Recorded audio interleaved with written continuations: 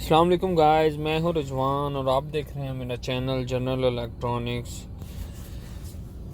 Guys, ये एक मिस्टुबिशी duck split unit का थर्मोस्टेट है जिस पे एरर कोड 1C आ रहा है। मोस्टली ये एरर कोड P8 या P6 आता है, लेकिन इस पे 1C आ रहा है। जैसे कि आप देख सकते हैं 1C एरर कोड 1C आ रहा है। ये 11 और 10 ये टाइम है, 11:10 और लेफ़्ट साइड में 001 और ऊपर इसके चेक आ रहा है। तो ये 1C थर्मोस्टेट पे एरर कोड आ रहा है। तो इसको हम रीस्टार्ट करेंगे और छत पे जाके आउटडोर को चेक करेंगे कि क्या प्रॉब्लम है, आउटडोर चल रहा है नहीं चल रहा या क्या इशू है। तो इसको अब हम छत पे आ चुके हैं। तो हम छत पे आए हैं तो आउटडोर चल रहा था। तो इसको हमने कवर वगैरह खोल के गेज लगाई है, हाई प्रेशर और लो प्रेशर सेक्शन प्रेशर लगाया है। तो इसमें 30 गैस थी और कंप्रेसर रनिंग में था। तो यानी इसमें गैस कम है, 50% गैस है और कंप्रेसर के नीचे बहुत ज़्यादा ऑयल आया हुआ है। तो इसका मतलब इसमें लीकेज है। ये इसका आउटडोर है, ये 8 टन का मिस्टुबिशी का आउटडोर है। तो अब हम इसके कवर खोल रहे हैं और इसकी लीकेज चेक करते हैं। ऑयल तो बहुत आया हुआ है, यानी इसमें लीकेज है, लेकिन ढूंढनी पड़ेगी कि लीकेज है कहाँ। तो कंफर्म तो नहीं हो रहा, चेक करके देखना पड़ेगा कि लीकेज कहाँ है। तो जहाँ जहाँ ऑयल आया हुआ है हम उसे चेक कर रहे हैं कि लीकेज कहाँ है। यहाँ बहुत ज़्यादा पाइप हैं तो जिनकी वजह से हाथ अंदर नहीं जा रहा और चेक करने में मुश्किल हो रही है। लीकेज अभी तक तो मिली नहीं है, लेकिन ऑयल बहुत ज़्यादा आया हुआ है नीचे, यानी इसका मतलब गैस निकली हुई है यहीं कहीं से। तो ये ब्लैक कलर का इसका कंप्रेसर है, 8 टन का मिस्टुबिशी का यूनिट है। ये इसके कनेक्शन बॉक्स है और ये इसकी कॉन्टैक्टर लगा हुआ है रिले जो कि कंप्रेसर को चलाता है।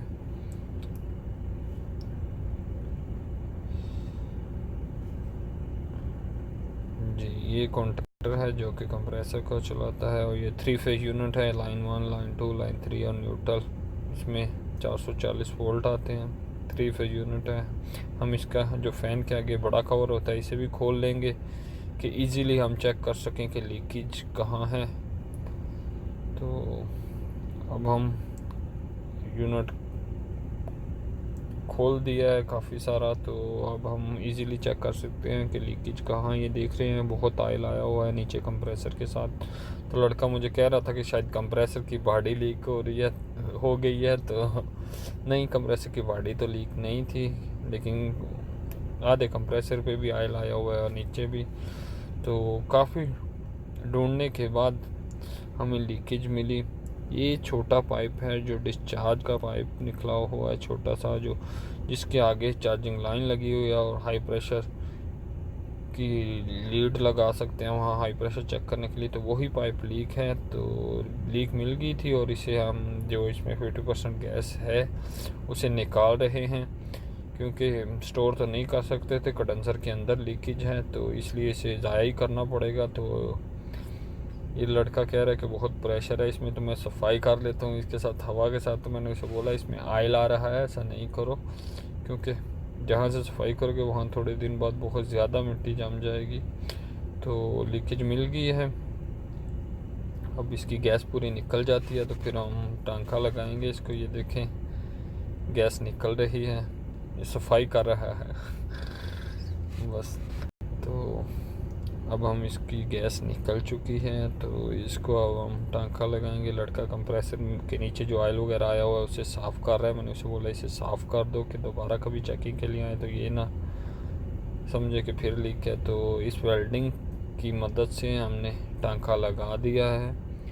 जी, यहाँ से पे लीकेज थी, हमने टांका लगा दिया है और अब हम सफाई भी कर दी है लड़के ने। तो अब हम इसमें थोड़ी गैस डालेंगे, सिलेंडर लगा दिया है, गैस डालेंगे ताकि चेक कर सकें कि टांका सही लगा है, लीकेज बंद हो गया या कहीं और तो लीकेज नहीं है।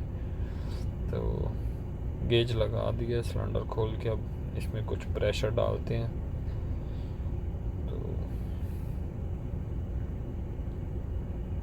जी इसमें गैस जा रही है, सिलेंडर खोल दिए लड़के ने तो इसमें गैस जा रही है।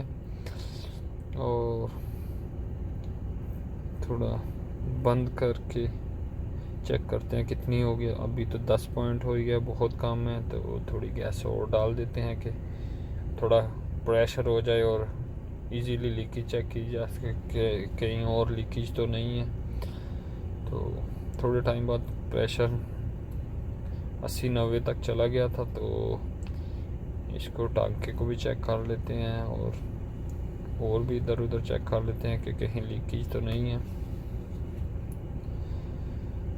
ये इसका कंप्रेसर है ब्लैक कलर का जो आपको नज़र आ रहा है। तो स्पंज साबुन की मदद से हमने चेक किया तो टांका तो सही लगा है, कोई लीकेज नहीं है। और भी टांके वगैरह इधर उधर हमने चेक किया, कहीं भी लीकेज नहीं मिली।